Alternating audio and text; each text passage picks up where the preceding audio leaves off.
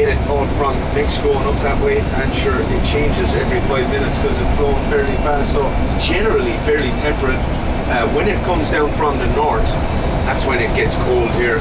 It's always kind of damp cold, but it's never actually that temperature-wise, it's never that cold, but with the kind of misty rain, it just feels colder, but when it's coming from the north, it's actually like it's freezing, and that's when we don't like it, because it's coming right down from the pole. So anywho, we are going to be on the Atlantic Ocean here now in 2 minutes, and we're only 10 or 15 then from the old from the cliffs. I guess there's a few cars ahead.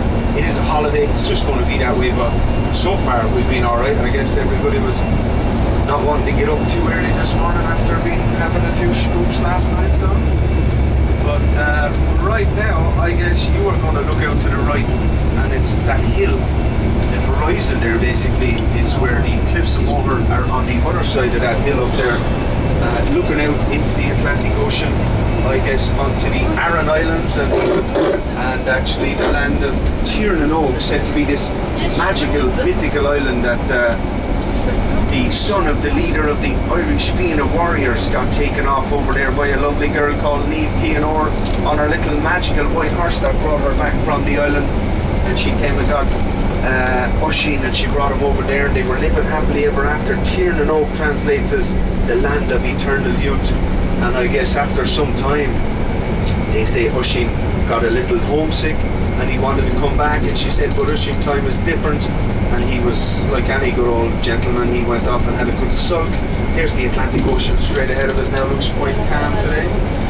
Eventually she said, you can take the white horse, but promise me not to get down off it once you get home. And he said, of course, whatever, I'd see you soon. He gave her a big old kiss, and he tore across the ocean on the white horse, and he came up onto the island of Ireland, and just like she had said, everything was different, and he didn't recognise anybody or anywhere, and he rode around for a while, and eventually he had given up, and he was heading back to the coast to get onto the ocean again, to go back to Tiernan. And they say he came across some men trying to shift boulders, big massive boulders out of the fields, and he thought, God, he could have played football with them when I was around, but he did offer him some help, and I guess the force of it caused him to fall off the horse. And like she had said, all the time that he had been on the island, some 500 years, caught up with Oisín right there and then, and he became a withered old man right in front of the men's eyes. And it's said that they called St. Patrick, who was said to be here at the time, and that's how we know about Oisín and Tiernan and the magical white horse. And they say every white horse in the country is descended from that magical white horse of Tiernan. So there you go. We have mad stories like that, and that's just one of them. If you have nieces or nephews or kids or whatever at home, you could bring back a book of Celtic mythological tales and folk tales. Could be an idea. This is a little Irish holiday resort, would you believe, of Lahinch, County Clare. It's a pretty Irish golf course. You have to play across the road. See the other half of the golf course is over there on the other side? Yes. That's why we have golf ball proof glass. Thank you.